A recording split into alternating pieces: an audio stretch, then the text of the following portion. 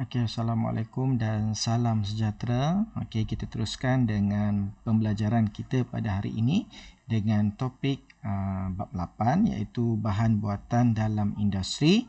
Okey, jadi kita fahami konsep mudah, jangan biar parah. Okey, bersama saya Cikgu Abadi. Jadi pada hari ini kita akan fokuskan kepada 8.1 standard pembelajaran kita iaitu kita akan perihalkan dengan contoh apa itu alloy. Seterusnya kita akan lihat cara-cara ataupun untuk mengeksperimen bagi membandingkan sifat alloy dengan logam tulen, dan yang ketiga kita mewajarkan penggunaan alloy berdasarkan komposisi dan sifatnya. Okey, seterusnya kita akan lihat alloy dan kepentingannya. Okey, apa yang dikatakan sebagai alloy? Alloy ini merupakan campuran dua atau lebih unsur yang mana unsur utamanya ialah logam. Okey, jadi secara mudahnya alloy ni adalah asalnya kalau ikutkan sebelum menjadi alloy adalah sebahagian, dia adalah sejenis logam. Okey, unsur utama dia logam. Apabila dicampur dengan dua atau lebih unsur yang lain, okey, kadang-kadang ada yang unsur yang logam, kadang-kadang ada unsur bukan logam. Apabila ada campuran tersebut, maka wujudlah alloy. Okey. Jadi apa yang contoh-contoh alloy dan kepentingannya yang biasa kita tahu ialah gangsa. Sebab itu biasa dekat dengan kita gangsa untuk membuat pingat. Yang kedua, loyang untuk kita jadikan dia sebagai kunci. Koluli untuk jadikan badan kereta. Seterusnya keluli nikaran untuk membuat sudu dan gafu. Seterusnya pewter untuk menjadikan dia sebagai cenderamata yang sangat mahal harganya. Dan yang terakhir ialah duralumin untuk membuat badan kapal terbang. Okey, kenapa kita perlukan duralumin? Kenapa tidak keluli? Jadi kita akan lihat kenapa duralumin boleh dijadikan untuk badan kapal terbang. Kenapa duralumin tidak dipasang kepada kereta biasa? Okey, nanti kita akan jawab soalan tersebut di akhir perkongsian hari ini. Okey, seterusnya kita lihat eksperimen untuk perbandingan sifat alloy dengan logam tulen. Okey, kalau kita perhatikan, kita ada dua fokus pada sifat alloy. Yang pertama, kita akan lihat dari sudut tahan kakisan. Yang kedua, kita akan lihat kekerasan. Okey. Jadi yang pertama kita ialah untuk mengkaji perbandingan sifat alloy dengan logam tulen.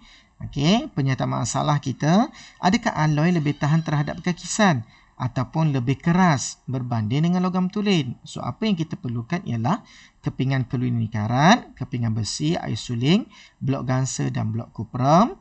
Okey, radas, bikar, silinder penyukat, kertas pasir berbola keluli, pemberat 1 kg, kaki retot, pengapit dan pembaris meter serta pita selofan. Okey, jom kita lihat eksperimen yang pertama berkaitan dengan sifat tahan kakisan.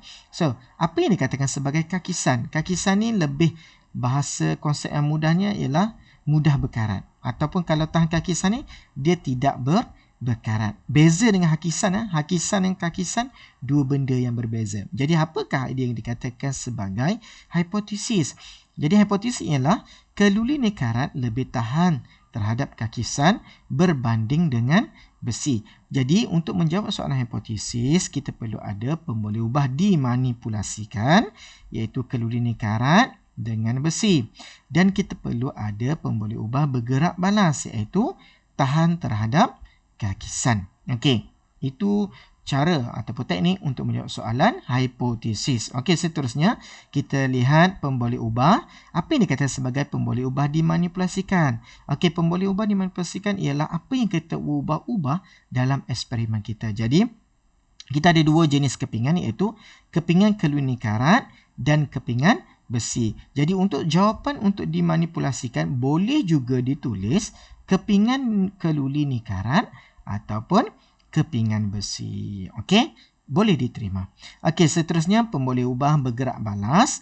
So pengaratan kepingan. Okey, seterusnya dimalahkan apa yang sama sepanjang eksperimen ini. Jadi kita guna saiz kepingan dan isi padu air suling. Okey, jadi kita bersihkan.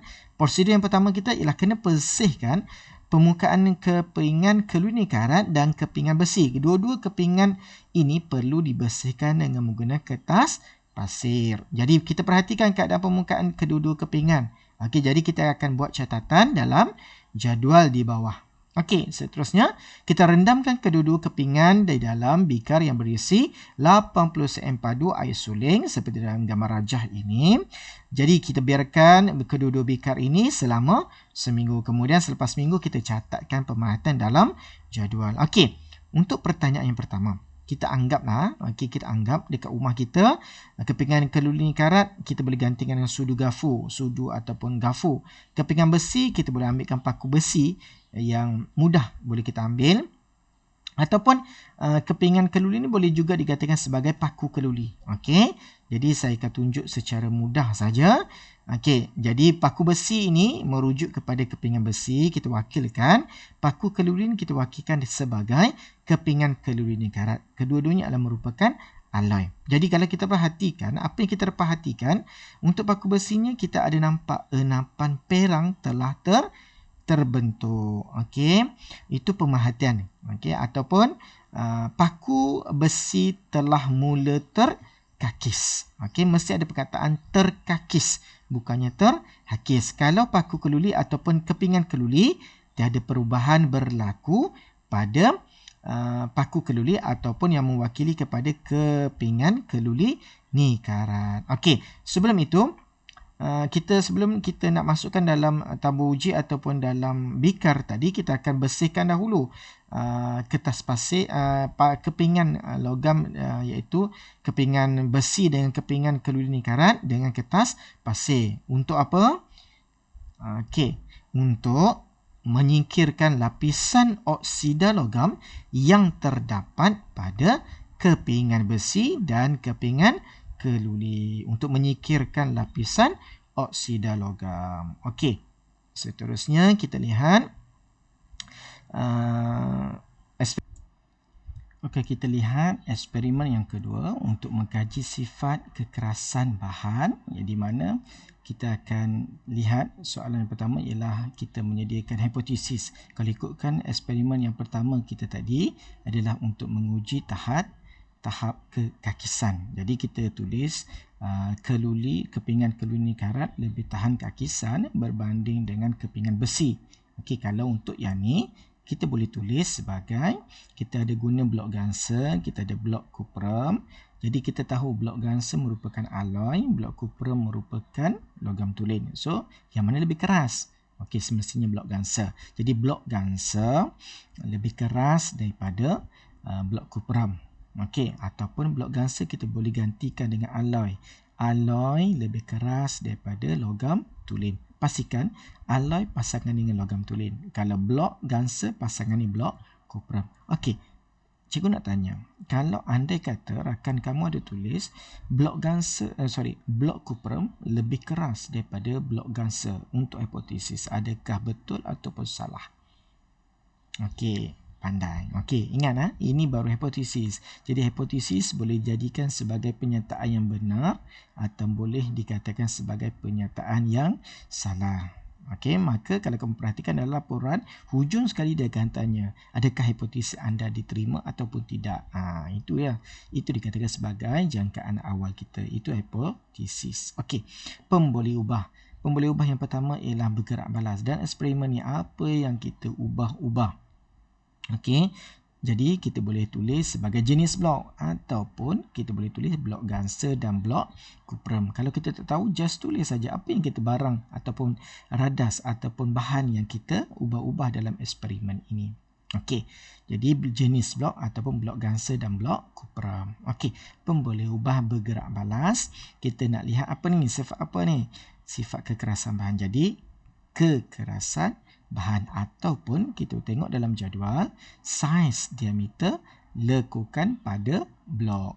Boleh juga dikatakan sebagai bergerak balas, sebab bergerak balas ni ialah hasil dapatan daripada eksperimen. Jadi yang ketiga, pemboleh ubah dimalarkan. Dalam eksperimen ni apa yang kita malarkan? Kalau kita perhatikan eksperimen, kita mesti kena malarkan supaya dia tidak akan mengubah keputusan eksperimen. Okey, jadi kita boleh tulis sebagai jisim pemberat. Jangan tulis berat pemberat, salah. Jisim pemberat ataupun ketinggian pemberat dengan bongkah. Okey, sebanyak 50 cm. Okey. Jadi prosedur ni mudah. Lengkapkan sebiji bola keluli pada blok gangsa dengan pita selofan. Okey, kamu letak blok gangsa, kemudian letakkan berbola keluli pada blok gangsa atas dengan tutup dengan blok pita selofan supaya dia tidak bergolek. Okey, kemudian kita gantungkan pemberat 1 kg dengan tinggi 50 cm daripada permukaan blok. Okey, kemudian kita jatuhkan pemberat ke atas berbola keluli. Kemudian kita akan ukurkan diameter lekuk yang terbentuk pada permukaan blok gangsa. Jadi kita ulang langkah 1 hingga 4 dengan permukaan yang berlainan, iaitu sehingga kita dapat purata diameter lekukan yang terbentuk. Okey, jadi kita rekodkan dalam jadual. Kemudian kita ulang balik langkah 1 hingga 5 dengan menggunakan blok gangsa, menggantikan blok gangsa dengan blok kupram. Okey, keputusan kita boleh lihat dekat sini.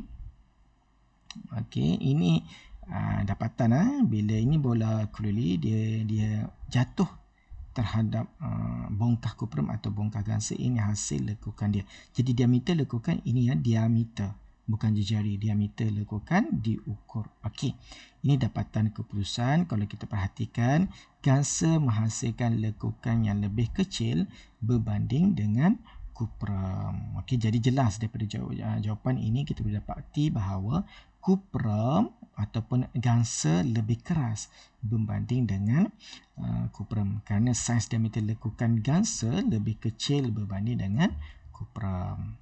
Okey, jadi kita lihat seterusnya soalan perbincangan ataupun kesimpulan. Hipotesis kita diterima tak? Kalau kamu tulis tadi logam tulen lebih keras daripada alloy, jadi kamu tulis hipotesis kamu ialah tidak diterima.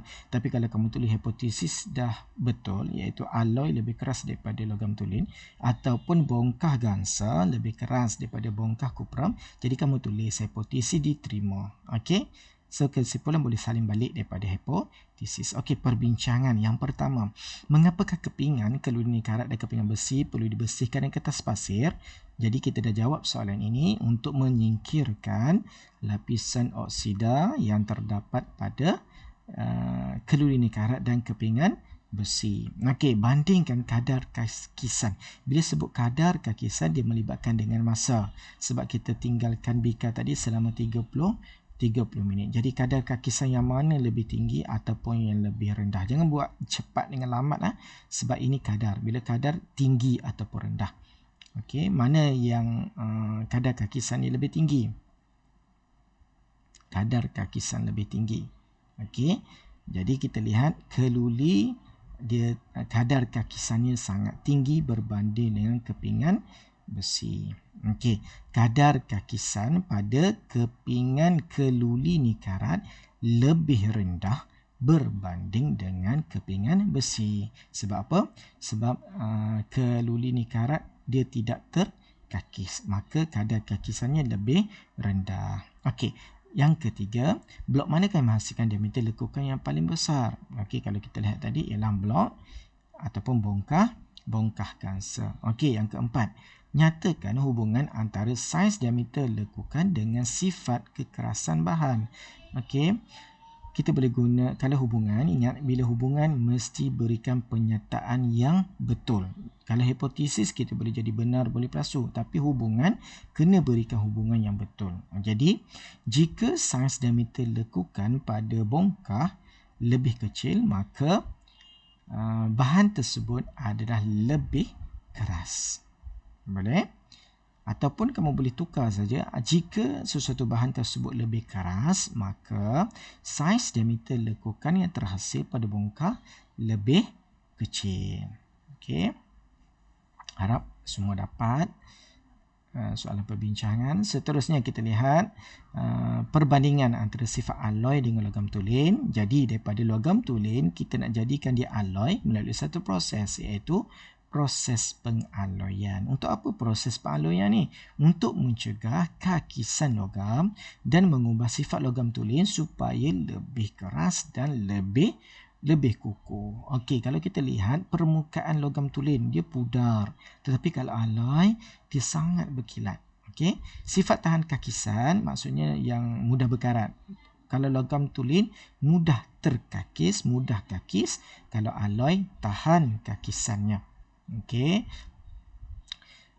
Kalau sifat kekerasan logam tulen kurang keras, kalau alloy lebih keras. Okey. Seterusnya lebih keras, kita kalau nak buat kata perbandingan biar dua-dua ada kata perbandingan. Okey, sekarang kita lihat penerangan. Okey, dalam topik 8.1 kita dalam buku teks telah menggariskan 3 sifat yang perlu penerangan yang berbeza-beza. Jadi kita fokus yang bahagian ni. Yang pertama, kenapa logam tulen dikatakan mulur? Apa yang dikatakan sebagai mulur? Mulur ni seperti yang mudah ditarik-tarik sehingga benda menjadi dawai yang halus. Ibarat macam kamu ada plasticine, kamu tarik, dia boleh tarik lagi untuk bentuk. Bukan untuk membentuk yang lain, yang jadikan benda tu lebih halus. Kerana apa? Jadi cikgu cerakinkan dalam 2 ayat ataupun 4 poin yang sepatutnya kamu ada. Yang pertama, logam tulen terdiri daripada satu jenis atom yang sama saiz. Jadi kalau kamu perhatikan atom logam tulen ni dia macam susunan zarah pepejal, saiz yang sama dan disusun secara teratur. Okey, susunan sangat teratur. Okey.